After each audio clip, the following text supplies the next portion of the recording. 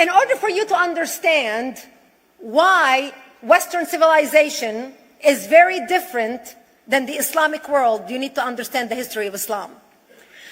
When Prophet Muhammad supposedly revealed his revelation from the angel Gabriel that he is supposed to be the last of the prophets in the early 600s, he started preaching in his own city, Mecca.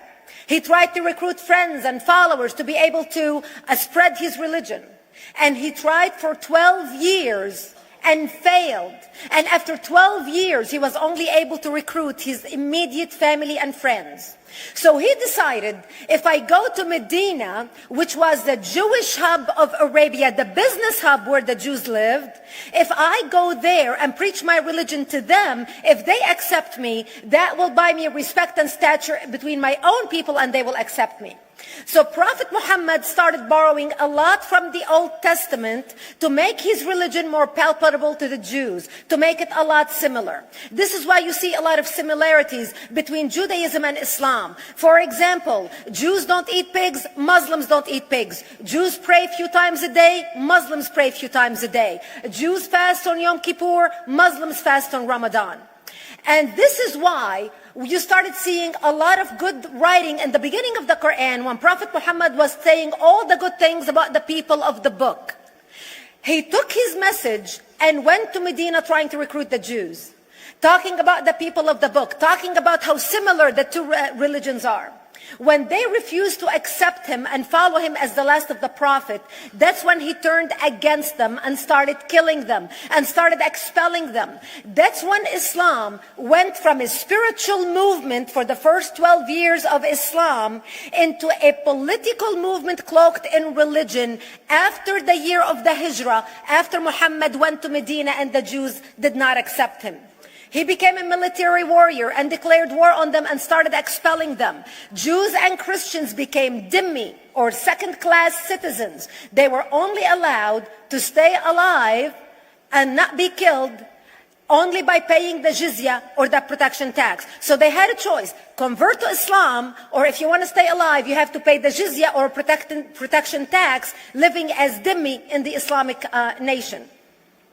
Christians and Jews could not ring church bells. Jews could not blow the shofar. Christians could not ring church bells. They could not pray publicly. Christians and Jews could not gather together and build new churches or new temples. And the way they paid the jizya, or the protection tax, was in a monthly ceremony where they would get together downtown and the Jew would kneel on his knee and hand his goods to the mullah, who would take the goods as the price for buying the protection. And in many areas, Jews and Christians were given necklaces to wear as a receipt that they paid their jizya, or their protection tax. Jews considered najis under Islam. Najis is bodily fluid. Najis is garbage. Najis is dogs. Najis is dirty. So Christians and Jews were treated as second-class citizens.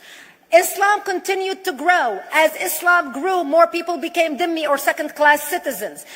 Jews and Christians were given identifiable clothing. The yellow star, which was given to the Jews, that most people think is a German invention. It was actually an Islamic invention in the 9th century in Iraq by the second Khalif al-Mutawakkil of Iraq, who invented the yellow star for the Jews to be identified as they walked down the street. Because Jews were considered najis, if a Muslim man or a Jew walked on the same side of the street, the Jew had to cross the other side so the Muslim man can walk, so he's not dirtied by the filth of the Jew. Christians were given the zunnar, the belt, which most of you men are wearing right now. That was an Islamic invention for the Christians. Islam continued to grow. They went all the way to Jerusalem. They conquered Jerusalem. Christians couldn't ring their church bells in Jerusalem. The Pope in Rome in 1090 told the Christians, how could you sit idly by and allow your brethren to suffer like this in the Holy Land? You need to go liberate the Christians. You need to go help the Christians. That's why the Crusaders were launched. The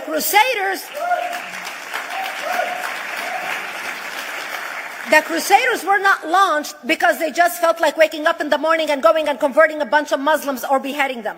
The Crusaders were launched to liberate Jerusalem. And they were able to liberate Jerusalem for less than 100 years before Salah ad-Din al-Ayyubi, Saladin, took it back, and Jerusalem remained under Islamic control until 1967, when the State of Israel liberated Jerusalem, where Christians, Jews, and Muslims could pray under the same sky.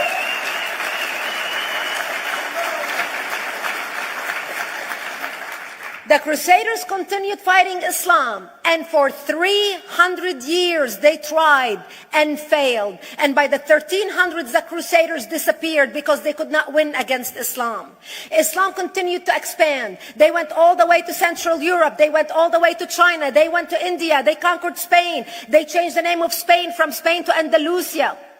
And they started, as they advanced, as they conquered more nations, more people paid the jizya, or the protection tax. And this is how the Islamic Empire grew. It went all the way until they was stopped at the gates of Vienna on 9/11. 9/11 is not a date that Osama bin Laden just picked out of a hat. 9/11 is a symbolic date in the Islamic calendar.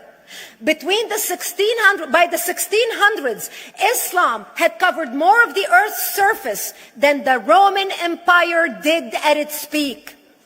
Between the 1600s and the 1800s, the Europeans were experiencing the European Industrial Revolution, where the Europeans were able to invent products on factory lines, where they are able to make money and sell products, which gave them the money to build a strong army in order to fight the Muslims. And that's how they were able to stop them at the gates of Vienna on 9/11.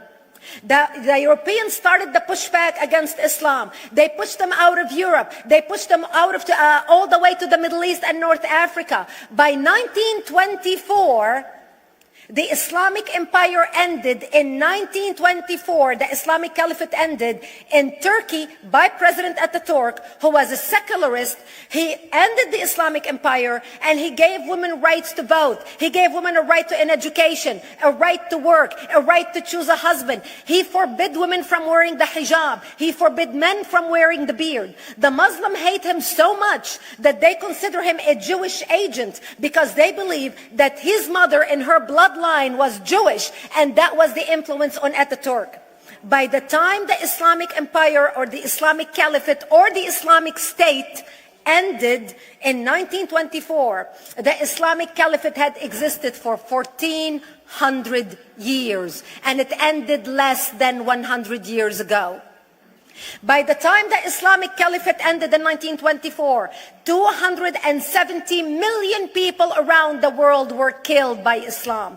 270 million. And we didn't have weapons of mass destruction, and there was nuclear weapons. All of these people were killed, butchered by the sword.